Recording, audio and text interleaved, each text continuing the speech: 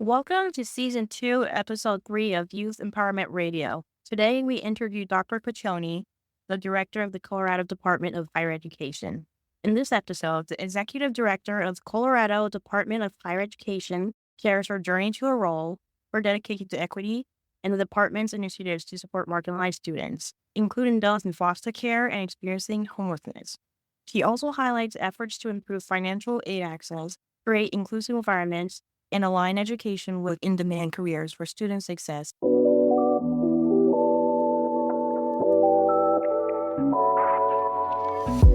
The material and information presented here is provided by Lived Experience Youth and is for general information purposes only.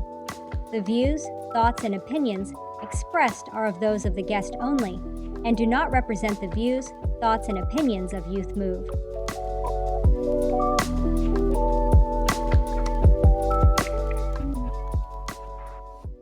So thank you for doing this today. We really appreciate it. And with that, the first question I have for you is, can you share a bit about your background and the journey that led you to becoming the executive director of the Department of Higher Education? And what does this role and the mission of the department personally means to you? Yeah, well, thank you for such a great question. I'm happy to be here.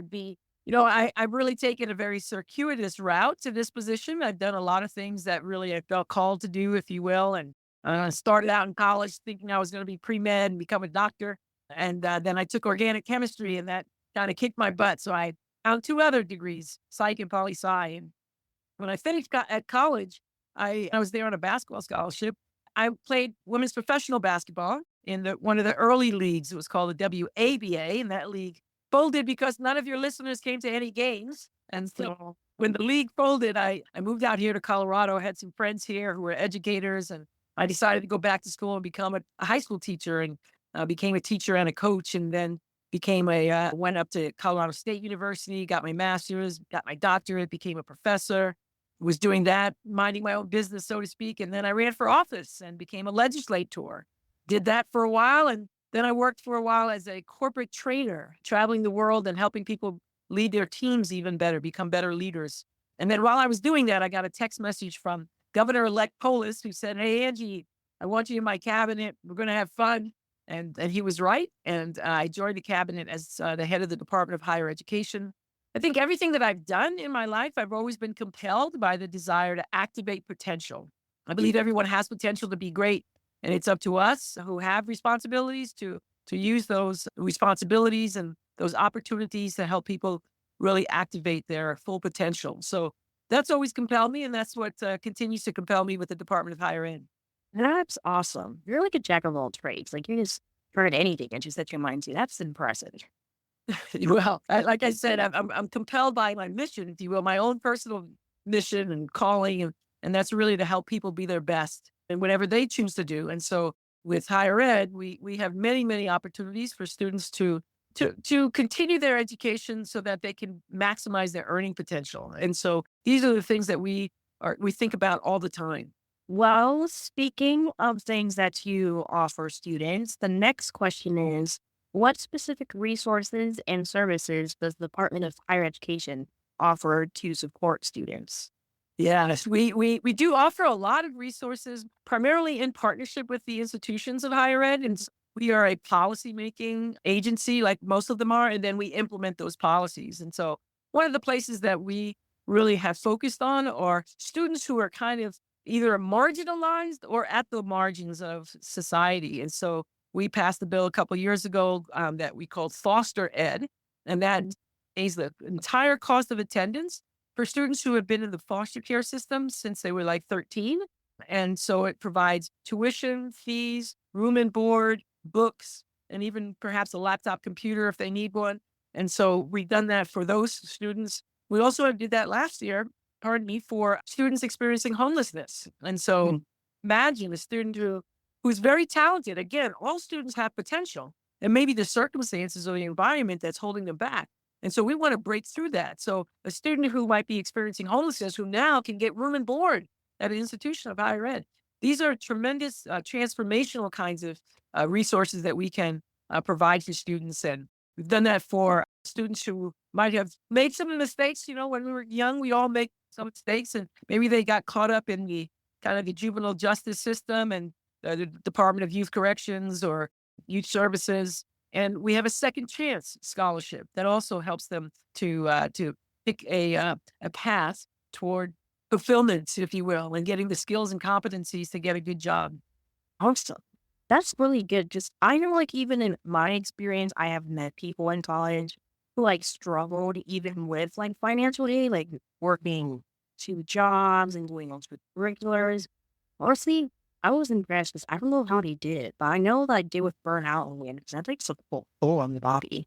Yeah, absolutely. And we do that kind of support. We have an outreach team that really covers the entire state and helps students and families with things like completing the FAFSA, which of course transformation itself. And so we help students and families to apply for federal financial aid. And we have in Colorado, we have what's called a CASFA, which is the Colorado application for student financial assistance for state financial aid.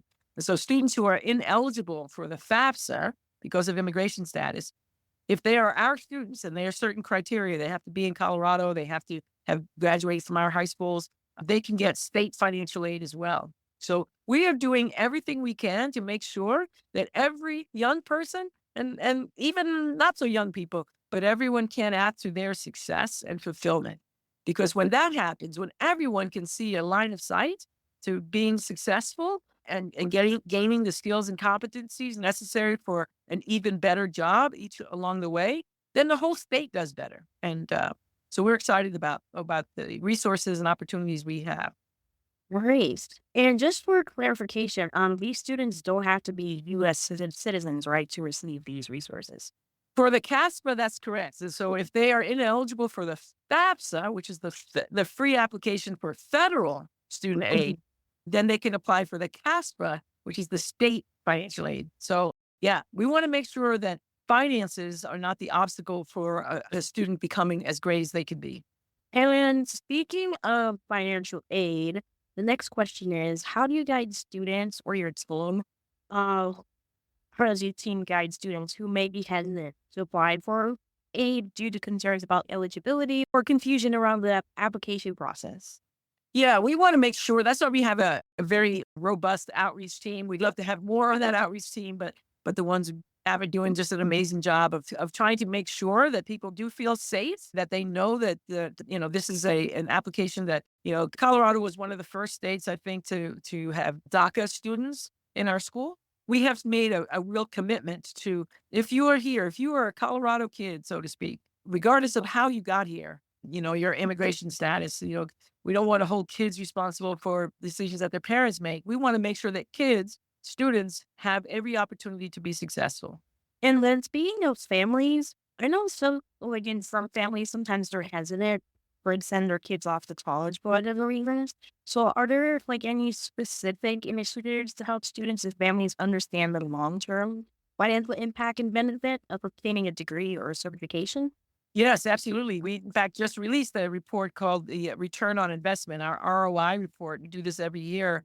That ROI report it's a research based report to look at what are the levels of success, the levels of salaries, if you will, for students who complete a technical college, a 2 year college, like an associate's degree or a bachelor's degree, and higher. And we can see it's been proven all for many, many years that your educational attainment is correlated to your occupational success, if you will. And so we know that a student who has an associate's is going to make more money than a student who just has a high school diploma. And if you don't get your high school diploma, you'll make less. I think it's intuitive. Everybody pretty much knows, but it's really borne out in the facts as well that the higher your educational attainment, the more secure your job is. So, for instance, during the COVID pandemic, people who had higher degrees had more job security than people who were either minimum wage kind of workers or hourly workers. That those jobs were the first ones to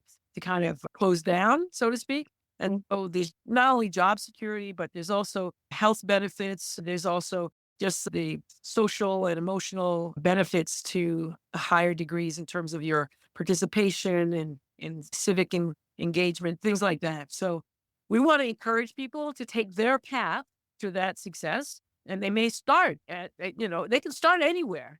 That's the nice thing. There are on ramps and off ramps, and you can take a gap year if you need to. But what we encourage everyone to continue to pursue their highest ambitions. Also, do you have like any statistics or numbers to offer about how likely someone with an education higher than high school is to get a job compared to someone who only went to high school? Yeah, usually it's about $1,000 more, or in some cases it'll be even up to $10,000 more. And so I remember when I was a high school dean of students, I used to have a chart on my wall in the back and said, you know, no high school diploma. This was your average salary. It was think at that time it was like maybe $9,000, and then with a high school diploma it went up to like 11,000, and then with a associate's degree that jumped up to 15,000. And, this is a while ago. This is back in the late 80s. But anyway, so, those same kind of margins have continued. And so with each additional degree, you're going to be making significantly more over the course of your lifetime for sure. And those numbers you can find in our ROI report. I don't have them at my fingertips right now. Okay, awesome. So that's on the higher education website, free for anybody to go look it up. Yes, absolutely. Yep. I'm gonna have to take a look at that place. Oh, We posted what even broken it down by institution. So if you're making, let's say, psychology at Fort Lewis College in Durango, it would show what the average income is at 1 year out, at 5 years out, and at 10 years out. And you can then compare that to, let's say, getting a psych degree at, let's say, CU Boulder, and you can compare and averages are for each institution. So we have lots of data on our website that people can make smart choices about where they want to pursue their higher education. I know you've like mentioned like underrepresented like student populations. So this question is about the ones in rural areas. So how do you guys ensure that the resources you talk about reaches them, and how do you make sure they access the accurate information in a timely manner? Yeah. So, when we talk about community colleges and even the origin of community colleges, they were meant to be kind of local colleges where students can get, some of their general ed courses done or get essentials that are really highly needed in that economy of that region. And so that continues to be the case. And I'm very proud to say, and I didn't have anything to do with this, but I'm proud to say that our community college system, that the leaders of those institutions, many of them are people of color. And so it's nice to see let's say in a place like Lamar, Colorado, that, it's being led by a woman of color, and even in places like Craig, Colorado, and the Northwest, also being led by a woman of color. And so, it's nice because then if there are students who come from diverse backgrounds, they can see people who look like them or who had similar experiences to them. And so they know that they are being cared for. We have a number of institutions in Colorado that are called HSIs, that is Hispanic Serving Institution. And so you have to have a minimum of 25% of your enrollment be or Latinx, and then you earn this federal designation. And that designation comes with some additional federal resources. And so we have many already and many who are emerging as HSIs. And so there's a consortium of leaders of these institutions who are talking about not just making it getting the designation, but truly being a serving institution for that population. So there's a great emphasis. We at the department, we have a chief educational equity officer who coordinates the convenings of some of these programs to make sure that we are focused on meeting the needs of all of our students. That's awesome. That actually ties pretty well into the next question I have to ask you. Because for me, I started college like 4 years ago and now I'm graduated. But when I was looking for colleges, I remember how I ended up choosing my universities because I saw people who looked like me on the staff, and then meeting the two professors who looked like me on the campus. I was like, oh, okay. So there's someone who looks like me that can relate to me and they talk about the stuff I need. And speaking of diversity, I know you've mentioned that it's really important that the staff and the schools have like people who look like the students that they have coming in. Do you think there's enough progress in that area, or would you like to see more of it? Yeah, so it's a question that I have great interest in, and it's personal for me. I'm biracial. My mom's black, Mhm. is white, and it's really important to me that students see professors and staff and administrators who look like them. I know that there are folks who are the first, right? So I didn't see women coaching boys high school varsity basketball when I became the first woman to do so at the high level here in Colorado. So there are times when you have to be the first to break through that ceiling, so to speak. But it certainly helps when you're a young person to see people who have already broken through that ceiling and they look like you. Now, unfortunately, I will say unfortunately, but there's about 3,000 African American Black PhD recipients every year for the country. And so if 3,000 a year, it's a bit of slim pickings. And so that means every college wants to do this. Every college wants to diversify their faculty and staff and administration. But there's 3,000 and not all 3,000 want to go into academia. Some want to work for private businesses or open their own companies or things like that. So I know that every college and university is really trying to do this. I will say over the past 3 decades, or it's been 3 or now 4 decades, I've been in Colorado for 39 years, and we have done a better job at diversifying our campuses in terms of both student enrollment and a pretty good job of trying to diversify faculty and staff. We've done a pretty good job of inclusion and making sure that there are a variety of people at the seats of the tables of power, and that the curriculum and the campus is a place of belonging for all students. Where we have not really moved the needle is on equity. And to me, equity is success. Equity to me is who actually succeeds at your institutions, who's walking across that platform earning a credential. And we are still one of the worst states in terms of that number. And so that's where, for me, I'm really passionate about trying to improve the success rate of the students of color in our campuses. Yeah, that makes a lot of sense because I've like seen across different colleges when you talk to a student of color, they're like, sure, we're represented, we're included, but we don't feel successful compared to our counterparts or our peers. So that's very good that you mentioned that because I know it's a struggle. Yeah, and by success, I mean, I think the institutions, like I said, for inclusion, I think they are providing resources and providing, the space for belonging. But there are other reasons why students don't finish, and that's the thing for me. Is like if you go 3 years to a 4-year institution and you don't complete that credential, that bachelor's degree, and the highest credential you have is your high school diploma, even though we have gone 3 years to our top universities. And so it was important for me that we pass the bill that allows those institutions. So if you have gone 2.5 years, 3 years, whatever, if you've gotten 70 credits in the right, then you have earned an associate's degree. We're the only state right now in the country where our 4-year institutions and can award you an associate's degree. Of course, if you go to our community colleges, that's their mission is to get you an associate's degree. But our 4-year institutions could not give you an associate until we worked with the Higher Learning Commission, the accreditor, to allow our 4 years to do that. So now, at least, without paying anything, because you've already paid, if you qualify, you can get that associates from our 4-year institutions. And that helps to maximize your earning potential and hopefully to get you back on track to complete. Oh, yeah, I wish Ohio had something like that because that's where I moved from, if Colorado. Because I know that like a lot of kids who had to drop out like their second or third year because of like dad or family issues and all that. That's big number.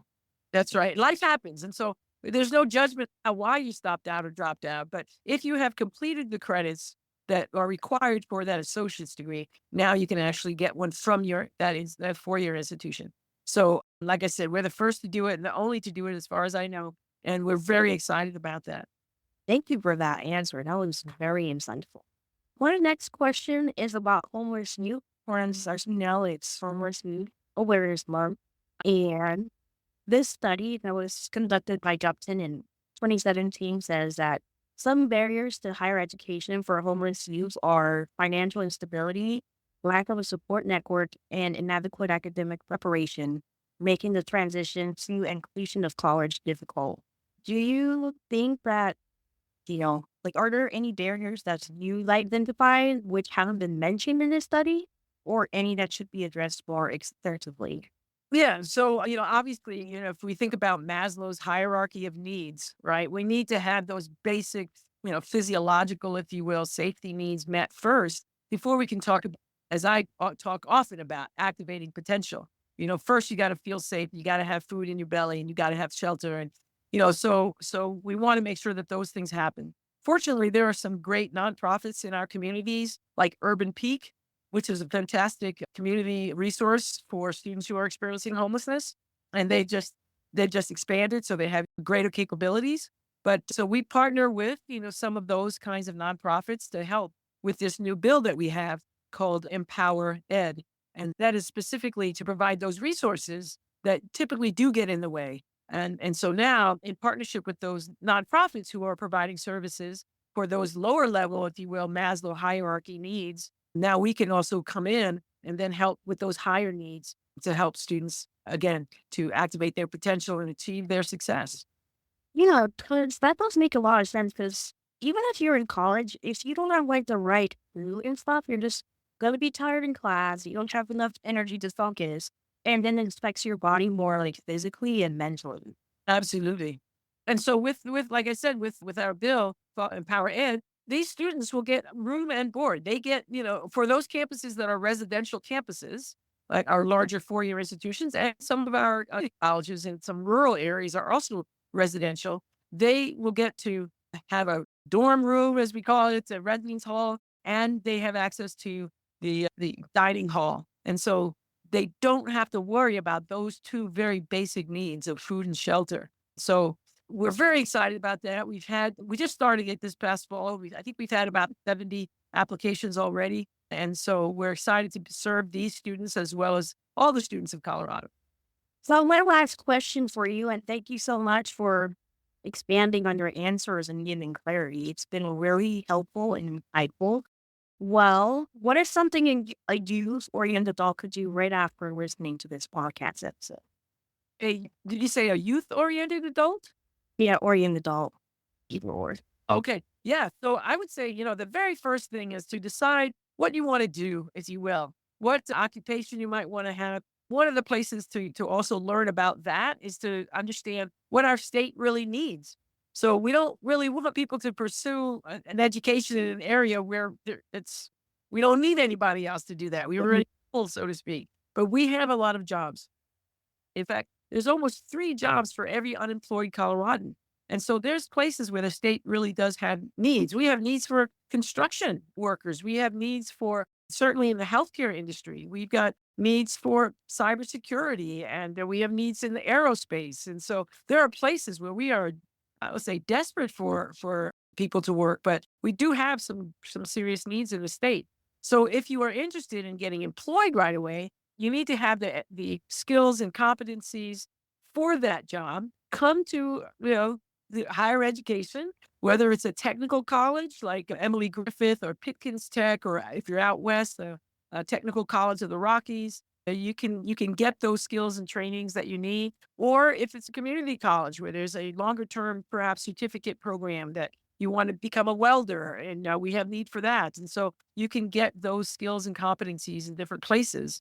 Find out what we need, find out what you like, get the skills and competencies, and complete the FAFSA if you are eligible, because that's where you get those federal dollars. You can get $7,000 a year. That'll cover the whole cost of community college. And so complete the FAFSA, or if you're not eligible, complete the CASPA so that you can get those financial resources right away. And then let's get you started. Thank you so much for your time. Fantastic. Yeah, thanks. So and I guess I would also just add that, the Colorado Department of Higher Education is a resource. Our website is a resource, and it would be an honor to be able to serve those of you who are listening, to make sure that you can activate your potential and get the skills and training and the competencies that you need so that you can be successful and fully activate your potential.